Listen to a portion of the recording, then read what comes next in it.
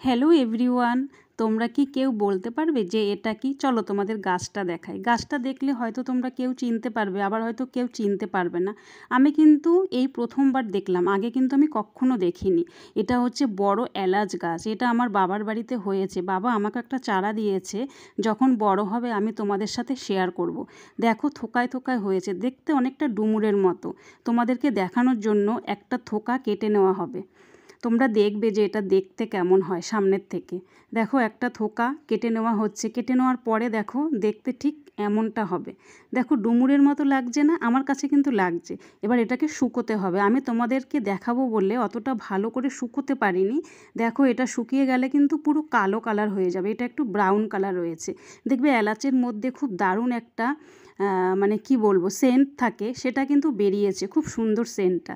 দেখো এটা খোসাটা ছাড়ানোর পরে দেখো দেখতে এটা কিন্তু বিরিয়ানিতে ব্যবহার করা হয়। তোমরা দেখেছো নাকি জানি না, কিন্তু আমি এটা দেখেছি বিরিয়ানিতে খোসা সমেত ব্যবহার করা হয়। চলো আজকের ভিডিও এই পর্যন্ত। Tata, by.